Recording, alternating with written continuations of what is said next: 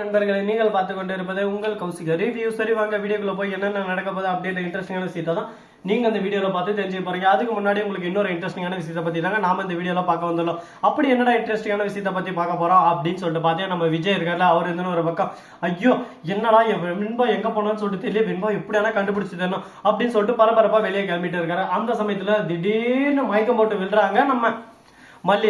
அதை பார்த்ததும் நம்ம விஜய்க்கு என்ன பண்றது ஏது பண்றதுன்னு சொல்லிட்டு தெரியல, கையும் ஓடல காலும் ஓடல. ஐயோ வெண்மல்லி மல்லி அப்படின்னு சொல்லிட்டு வந்து கொஞ்சுவாருன்னு பார்த்தா திடீர்னு வந்து அங்கே சைலண்டா உட்காராரு. உடனே நம்ம நாகுறதுனால அவங்க வந்து ஒரு பக்கம் மல்லி எலுமல்லி எலுமல்லின்னு சொல்லிட்டு கதறாங்க. ஐயோ விஜய் தம்பி ஏன் சைலண்டா இருக்காங்க, ஹாஸ்பிட்டலுக்கு தூக்குங்க போலாம். நான் ஒரு பக்கம் வெண்பாவை தேடலான்னு போயின்னு இருக்கேன், ஒரு பக்கம் இவன் மயங்கி வந்து இருக்கேன். இவனை தூக்கின்னு போய் ஹாஸ்பிட்டல பாக்குறதா இல்ல என் பொண்ணு வெண்பாவை தேடுறதா நானு இவனை தூக்கின்னு போயிட்டு பாக்கிறதுக்கெல்லாம் நீ டைம் இல்லை. ஐயோ மல்லி உனக்கு எதனா ஆயிருப்போது மல்லி, நாவுக்கு செம கோவம் வந்துட்டு. நீ எல்லாம் மனுஷனோட தேவைக்காக பயன்படுத்தணும், நீ எல்லாம் மனசு ஜென்மமே இல்லை, நீ சரியான மிருகடா, உன்னெல்லாம் நம்பி அவன் வாழ்க்கையா அர்ப்பணிச்சா பாத்தியா, அது அவன் செஞ்ச முட்டாள்தனம். அவகிட்ட நான் அப்பவே படிச்சு சொன்னேன் அந்த மாதிரி ஆளுங்களை நம்பாத. அவதான் என்னோட விஜய், என்னோட உசுறு, என்னோட வெண்பான்னு சொல்லிட்டு உனக்காக இருந்து சாப்பிடாம கொள்ளாம ஒரு நாளும் போய் வெண்பா காணும் எல்லாத்தாலும் தேடிட்டு எந்த அளவுக்கு ஒரு பக்கம் கஷ்டப்பட்டு நஷ்டப்பட்டு துக்கப்பட்டு துயரப்பட்டு இந்த இடத்துல வந்திருக்கான்னு உனக்கு தெரியுமாடா.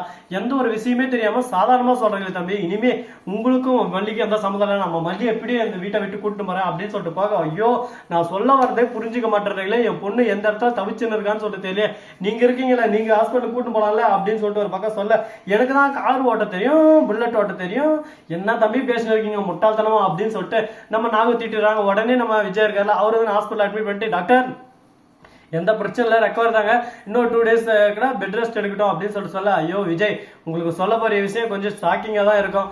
இவங்க சாப்பிடாம கொல்லாம அது மட்டும் இல்லாம மென்டலி ரொம்பவே டிப்ரெஷன்ல இருக்காங்க. இவங்க ஒரு விஷயத்த சொன்னதையும் சொல்லிருக்காங்க வெண்பான்னு சொல்லிட்டு. வெண்பா இன்னும் ஒரு 1 டேக்குள்ள வரலனா, அதாவது 24 மணி நேரத்துக்குள்ள வந்து மல்லி கூட பேசலன்னா மல்லி சுயநிலவை இழக்கிறதுக்கு வாய்ப்பு இருக்கு.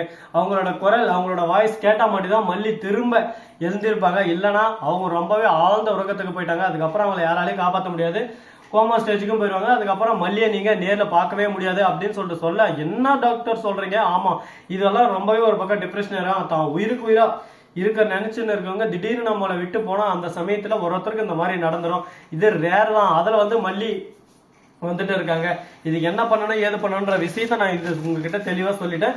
இதுக்கப்புறம் அதை என்ன பண்ணலாம் ஏது பண்ணலாம் நீங்க தான் யோசிச்சு சிந்திச்சு அதுக்கு ஏற்ற மாதிரி ஆக்ஷன் எடுக்கணும். இல்லைன்னா அதுக்கப்புறம் ஒன்றும் பண்ண முடியாது, நம்ம கையில இல்லை. ஸ்ரீனிவாசா கோவிந்தா அப்படின்னு சொல்லிட்டு கோவிந்தா ஆயிரும். அதனால யோசிச்சு என்ன பண்ணணுமோ அதை கரெக்டா பண்ணிக்கோங்க அப்படின்னு சொல்லிட்டு சொன்னதும் என்னடா இது நாம் ஒண்ணு நினைச்சா கடவுள் நமக்கு ஒண்ணு நடத்துறாரு. வாழ்வே மாயம் இந்த வாழ்வே மாயம் அப்படின்ற மாதிரிதான் ஒரு பக்கம் தலையே சுத்துதே பூமி அப்படின்னு சொல்லிட்டு சுத்திக்கிட்டு போது ஒரு பக்கம் என்ன பண்றது ஏது பண்றதுன்னு சொல்லிட்டு தெரியாம பதட்டமும் பயமும் எல்லாமே ஒரு பக்கம் விஜயம் மறுபக்கம் நம்ம மல்லியும் அடிச்சுட்டு இருக்க. அதே சமயத்துல நான் நாவுக்கு இருந்து தம்பி பாத்தீங்களா தம்பி எந்த அளவுக்கு மல்லி பாசம் வச்சுன்னு இருக்கான்னு சொல்லிட்டு ஏதோ பேசுனீங்களே, வாய்க்கு வந்தபடியெல்லாம் பேசுனீங்களே. மல்லி பண்ண ஒரே ஒரு தவறு, அதை உங்க பொண்ணா நினைக்காம தான் பொண்ணு ஜெயிக்கணும், எல்லாத்துலயும் தான் பொண்ணு சந்தோஷமா இருக்கணும், தான் பொண்ணு ஜெயிக்கிறத பார்த்து தான் சந்தோஷப்படணும் அப்படின்னு சொல்லிட்டு ஆசைப்பட்டா. அவன் ஆசைப்பட்டது ஒரு குத்தமா சாமி, அவன் ஆசைப்பட்டது ஒரு குத்தமா, அதுக்காக தான் இந்த தண்டனை அவளுக்கு கொடுத்தியா அப்படின்னு சொல்லிட்டு சொல்ற மாதிரி ஒரு பக்கம் நம்ம மல்லி.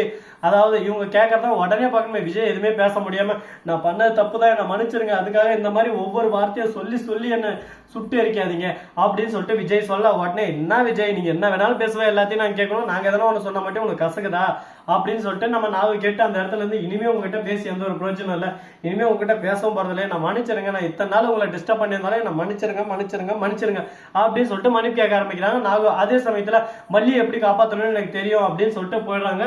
தீபக்கு இந்த விஷயம் தெரிய வருது. தீபக் உடனே விஜய் போன் பண்ணி, விஜய் நேற்று என்ன நடந்துச்சு தெரியுமா, மல்லியை திடீர்னு ஒரு 4-5 ரவுடிங்க துரத்த ஆரம்பிச்சிட்டாங்க. அந்த இடத்துல இருந்து மல்லி கீழே விழுந்து எழுந்து ஓடி இருந்தாங்க. அந்த சமயத்துல நான் போனதுனால மல்லி தப்பிச்சா, நான் போகாம இருந்தேன்னா மல்லியோட உயிருக்கே ஆபத்தாயிட்டு இருக்கும். மல்லி வெண்பாவை தேடின்னு அலையாத இடம் இல்லை, எல்லா தாக்கும் ஒரு பக்கம் போயிட்டு அலைஞ்சிட்டு இருக்காங்க. தான் தனியா போறோம் அப்படின்னு சொல்லிட்டு எந்த ஒரு பயமும் இல்லை. ஆனா நிறைய பேர் இருப்பாங்க, யாரா ஏன் தீபிகாவோட கிட்ட கொஞ்ச நேரம் யோசிப்பா, அந்த இடத்துல ஒரு பதட்டம் வரும். ஆனா அந்த மாதிரி பதட்டம் எதுவுமே இல்லை, எப்படியாவது வெண்பாவை கண்டுபிடிச்சணும் அப்படின்னு சொல்லிட்டு அலைஞ்சு அது யார் வெண்பாவை கிட்னாப் பண்ணதோ அப்படின்ற விஷயத்தெல்லாம் கண்டுபிடிச்சு வச்சிருக்காங்க மல்லி. இந்த மாதிரி நிறைய விஷயங்களெல்லாம் ட்ராக் பண்ணி கிட்ட போயிட்டாங்க. அது எல்லாமே ஒரு பக்கம் அவங்க மைண்டுக்குள்ள ஸ்டோரேஜ் ஆகி வெண்பா கிடைக்காம போயிட்டா என்ன ஆகும் அப்படின்னு சொல்லிட்டு ஒரு பதட்டம் பயம் எல்லாமே வந்துதான் இப்ப ஓரமா படுக்க வச்சுட்டு இருக்கு. இது ஏன் உங்களுக்கு புரிய மாட்டேங்குது, உங்களுக்கு சொன்னாலும் புரியாது. இதெல்லாம் ஒரு அன்பு, ஒரு கேர், ஒரு ஈர்ப்பு அப்படின்னு சொல்லிட்டு ஏதோ சொல்றாங்க. அதெல்லாம் சொல்றதுக்கு என்னமோ நல்லா தான் இருக்கு. ஆனா அதெல்லாம் லாஜிக்கா பார்த்தா எங்கப்பா ஒர்க் அவுட் ஆகும்? இதெல்லாம் வாய்ப்பு இல்லை. நீ என்ன வேணாலும் சொல்லுவேன், ஏது வேணாலும் சொல்லுவேன், எல்லாமே நாங்க நம்பினோமா பாரு அப்படின்ற மாதிரி ஒரு பக்கம் பேசின்னு இருக்காங்க. ஆனா இது எங்க போய் முடிய போகுதுன்னு சொல்லிட்டு தெரியலங்க. ஒரு பக்கம் பயமும் பதட்டமும் அதிகமாயிட்டு போயினே இருக்கு. இதெல்லாம் ஒரு குறிப்பிட்ட காலகட்டத்துக்கு மட்டும் தான் இருக்கும். அதுக்கப்புறம் நம்மளால ஒன்றும் பண்ண முடியாது அப்படின்ற மாதிரி ஒரு பக்கம் பேசிட்டு இருக்காங்க. பாப்போம் என்னென்ன பண்ண போறாங்கன்னு சொல்லிட்டு.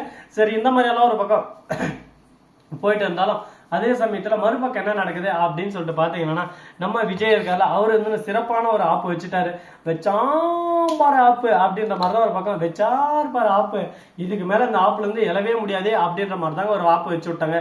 அப்படி என்னடா ஆப்பு வச்சு விட்டாங்க, அப்படி என்னடா பிரச்சனை பண்ணிட்டாங்க அப்படின்னு சொல்லிட்டு பாத்தீங்கன்னா, அது வேற எதுவும் இல்லைங்க. நம்ம தீபக் இருக்காருல, அவரு என்ன பண்ணாரு அப்படின்னு சொல்லிட்டு பாத்தீங்கன்னா, அவரு எல்லாமே நல்லபடியா தான் பண்ணிட்டு இருக்காரு. அப்படி இருந்தாலும் தீபக் சொன்னது ஒண்ணு, ஆனா நடந்தது ஒண்ணு, போனது ஒண்ணு, ஆனா வந்தது ஒண்ணு அப்படின்ற மாதிரி தான் ஒரு பக்கம் போயிட்டு இருக்கு.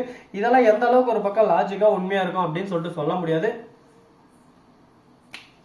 இந்த வீடியோ உங்களுக்கு பிடிச்சிருந்தா